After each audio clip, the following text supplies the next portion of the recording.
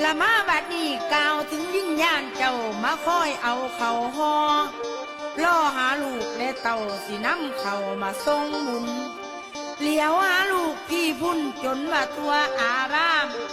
ถามหมู่มานำกันว่าบ่เห็นลูกหลานเจ้าหรือลูกเมามัวเล่นกลางคืนบ่หูตื่นสันหมอ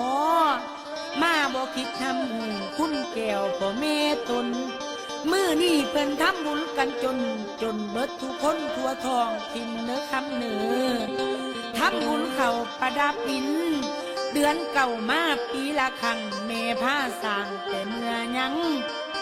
ลูกแม่เอ๋ยเสียงกองดังอยู่ตึงตัง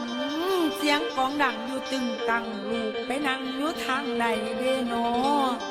หมู่เพิ่นมานำกันแม่เพิ่นเห็นลูกหลานแล้วลูกแม่ยังคัดของจำเป็นอีหยังโนอีหยังโน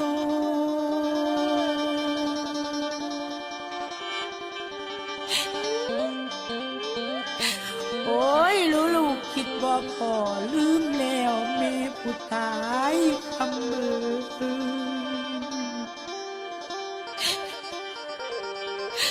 หมู่เพิ่นยังอยู่หลายหอบเอาสิ่งเอาของ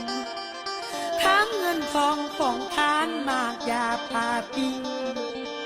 แม่ยืนอิงอยู่เสาหัวฟังเสียงหัวเป็นหาวซื้อเป็นหาวซื้อ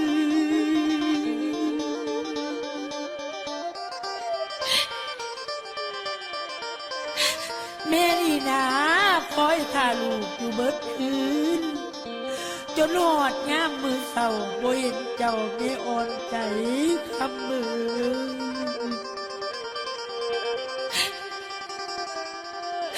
ลูกแม่เอ๋ยแม่เคยสั่งลูกไว้เจ้ามาสั่งลืมหลงแท้หนอ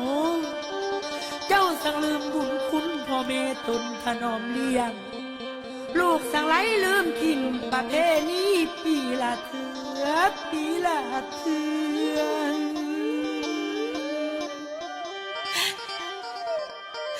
เสียใจเด้แม่สิได้กลับเมืองคอยพ้นทานลูกบ่ได้แม่ยืนให้กองน้ำตาพังมือออกวัดมาแม่ก็ได้แต่จ้องหมอบซองเหลียวหาไฟน้ำตาเหลียวมองซองอยู่เข็มหลักตายเสียใจหลายเด้เขานี่แม่มาได้สิเมื่อเป่าละนอ